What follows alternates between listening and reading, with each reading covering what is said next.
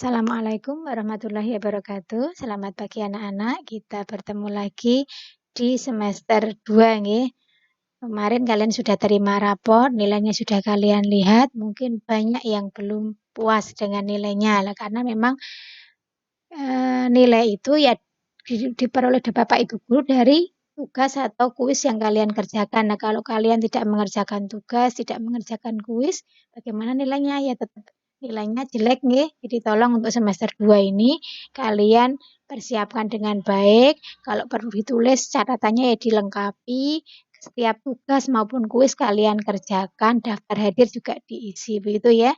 Biar nanti kalian bisa mendapatkan sesuatu dari yang kalian pelajari setiap hari. Untuk pertemuan kali ini kita akan membahas teorema Pitagoras. Bagian pertama itu menemukan teorema Pitagoras. Nah, bisa disiapkan alat tulisnya. Nanti kalau perlu ditulis, tolong ditulis rumus-rumus atau bagian-bagian penting pembelajarannya ya.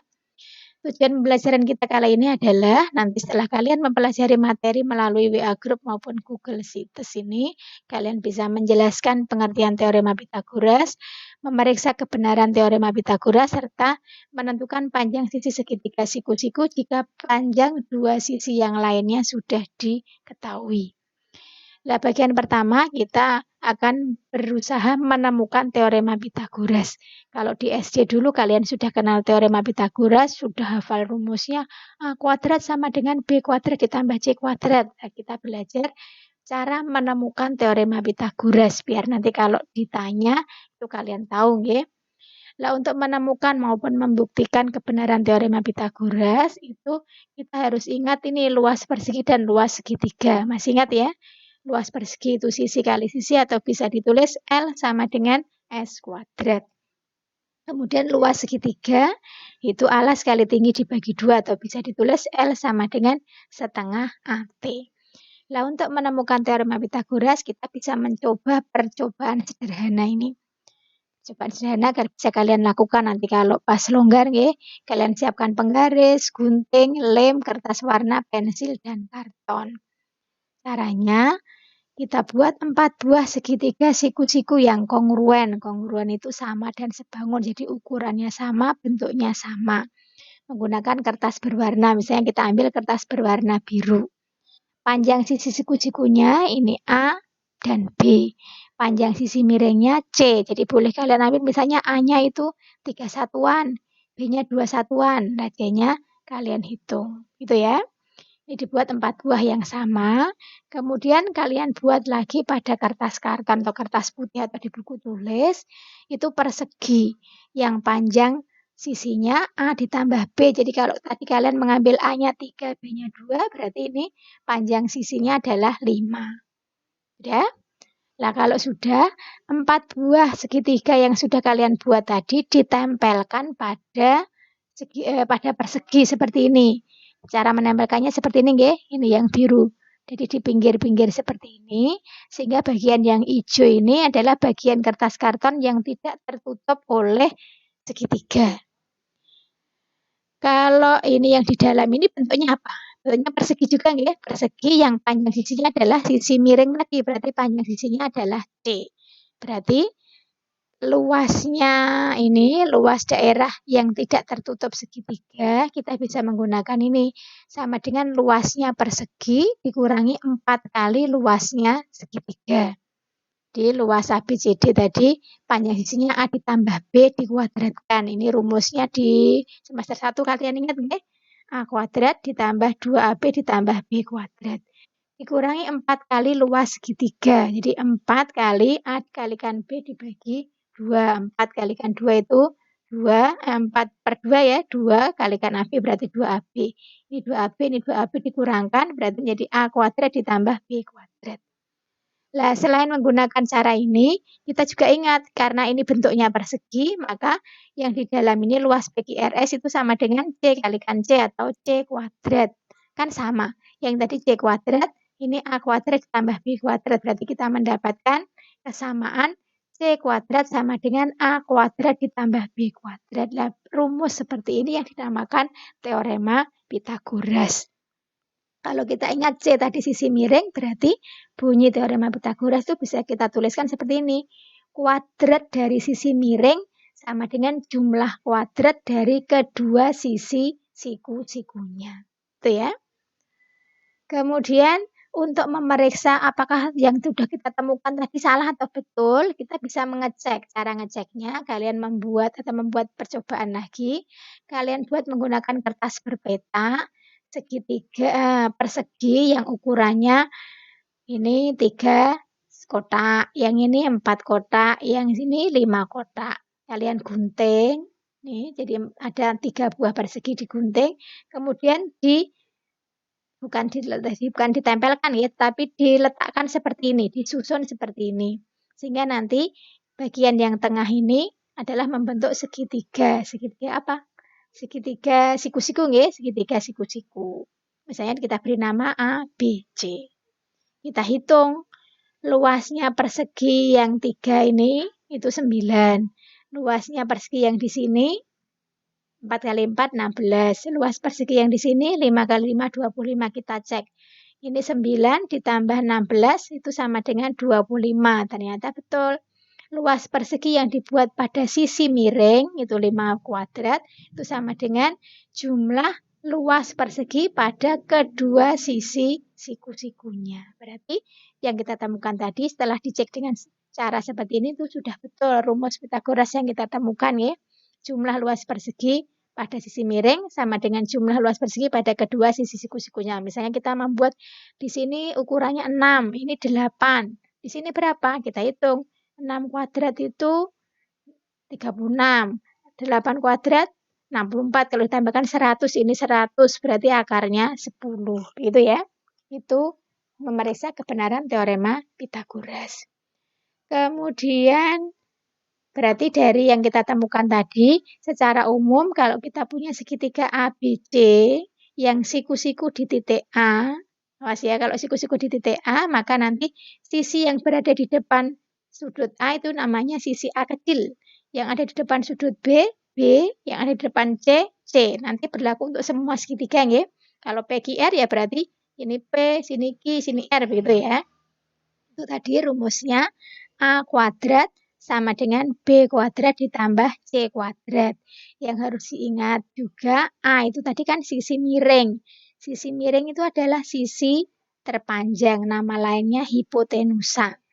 Sisi miring atau hipotenusa itu bukan sisi yang miring. Meskipun kadang-kadang gambarnya miring ya. Seperti ini. Tapi sisi miring itu adalah sisi yang terpanjang pada segitiga siku-siku yang letaknya di depan sudut siku-siku. Jadi sisi miring, kalian lihat sudut siku-sikunya di mana, maka di depannya itu adalah sisi miring. Contoh penggunaannya, misalnya seperti ini.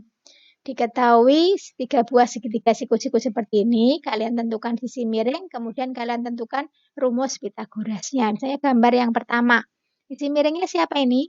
Sisi miringnya P, berarti rumus Pythagorasnya ya P kuadrat sama dengan Q kuadrat ditambah R kuadrat.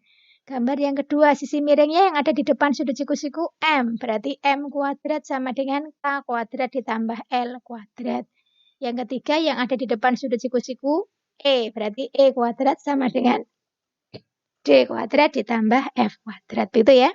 Jadi, jangan mencari sisi miring itu yang miring, tetapi cari saja yang ada di depan sudut siku-siku. Bisa difahami ya? Itu rumus Pythagoras. Kemudian, kalau kita disuruh menentukan panjang sisi segitiga siku-siku dengan menggunakan rumus Pythagoras, yang harus diingat, segitiga siku-siku pada teorema Pythagoras itu hanya berlaku pada segitiga siku-siku. Kalau tidak ada segitiga siku-siku, ya diusahakan dibuat segitiga siku-siku. Ini menurut rumus Pythagoras tadi kan A kuadrat sama dengan B kuadrat ditambah C kuadrat. Kalau kita disuruh mencari sisi miring atau A, ya kita gunakan rumus yang pertama ini.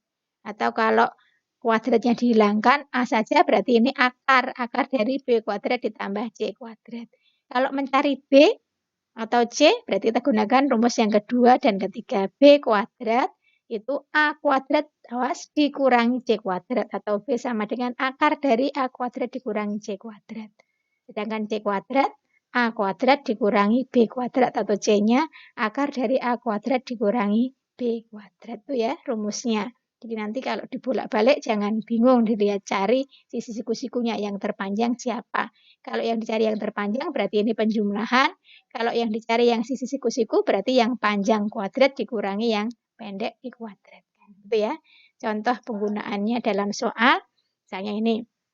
Contoh 6.1, diketahui segitiga seperti ini, kalian disuruh menentukan hipotenusanya atau sisi miringnya. Lihat ya, karena ini belum ada namanya, boleh kita beri nama. Misalnya A itu 5, B-nya 12, yang sisi miring misalnya kita beri nama C. Maka rumusnya C kuadrat sama dengan A kuadrat ditambah B kuadrat. Jadi C kuadrat itu 5 kuadrat 25, 12 kuadrat 144. C-nya akar dari 169 itu 13, jadi panjangnya hipotenusa adalah 13 cm. Contoh yang kedua, diketahui segitiga seperti ini, kita disuruh mencari panjangnya A. Nah, kita misalkan, yang ini misalnya B, sisi miringnya C. Berarti menurut rumus Pitagoras kan A kuadrat ditambah 2,1 kuadrat sama dengan 2,9 kuadrat. Seperti ini kita hitung. Maka A kuadrat itu 8,41 dikurangi 4,41 ketemunya 4. Maka A-nya akar dari 4 adalah 2. Gitu ya. Contoh yang lain. Misalnya diketahui segitiga siku-siku ABC. Sudut A adalah sudut siku-siku. Panjang AB-nya 24, panjang AC-nya 7. Berapa panjangnya BC? Panjangnya BC berarti ini panjang sisi miring. Maka BC kuadrat itu AB kuadrat ditambah AC kuadrat. Dihitung, ketemu BC-nya akar dari 625, ketemunya 25. Yang keempat, diketahui trapesium ABCD seperti ini. Ukurannya sudah diketahui, disuruh mencari panjangnya BC. Pripun ini? Tidak ada segitiga siku-siku. Ya berarti kita harus membuat garis pertolongan supaya ada segitiga siku-siku. Kita buat garis pertolongan dari titik C, tegak ke bawah, tegak lurus dengan AB. Ya, kita peroleh gambarnya seperti ini. Ini dibuat garis pertolongannya adalah garis CE. Karena ini sejajar dengan AD, maka panjangnya CE itu sama dengan AD 15, panjangnya AE sama dengan DC 25, maka panjangnya BE 33 dikurangi 25 adalah 8. Sudah ketemu segitiga siku-siku nggih di sini nggih. Berarti BC kuadrat sama dengan BE kuadrat ditambah CE kuadrat atau 15 kuadrat ditambah 8 kuadrat itu 289. BC-nya ini kurang tanda akar nggih. Akar dari 289 sama dengan 17. Jadi panjangnya BC 17 cm. Nah, kadang-kadang pada teorema Pitagoras itu kita perlu menyederhanakan bentuk akar karena hasilnya tidak bulat. Misalnya ketemu hasil akarnya akar 8 atau akar 72 seperti ini. Cara menyederhanakan bentuk akar itu kalian ubah bilangannya menjadi perkalian dua buah bilangan yang salah satu harus bilangan kuadrat. Misalnya 8. Nah, akar 20 itu diubah menjadi 4 kali 5. Kalau 10 kali 2 boleh tidak? Tidak boleh karena 10 dan 2 bukan bilangan kuadrat. Kalau ini 4 itu bilangan kuadrat ya. Nah, ini dipecah akarnya, akar 4 kali akar 5. Akar 4 itu 2. 2 kalikan akar 5 berarti hasilnya tulis saja 2 akar 5. Akar 75, ya 75-nya dipecah jadi 25 kali 3. Akar 25 itu 5, berarti 5 akar 3. 1000. 1100 kali 10, akarnya 100 itu 10, berarti 10 akar 10. Itu juga 450 ya. Misalnya kalian ingatnya 450 itu 9 kali 50 ya. Berarti ini kita pecah. Akarnya 9, 3. Akar 50, oh masih besar. Berarti kita sederhanakan lagi. 25 kali 2. Berarti ini 15 akar 2. Atau boleh langsung 450 itu 225 kali 2. Jadi 15 akar 2. Itu ya. Itu cara menyederhanakan bentuk akar. Sampai di sini kita sudah belajar cara menemukan rumus Pitagoras menggunakannya dalam soal serta menyederhanakan bentuk akar. Nanti tolong soal-soalnya dikerjakan, dibaca-baca lagi, kuis sama tugasnya dikerjakan, dan jangan lupa mengisi daftar hadir. Terima kasih, selamat belajar, tetap menjaga kesehatan. Assalamualaikum warahmatullahi wabarakatuh.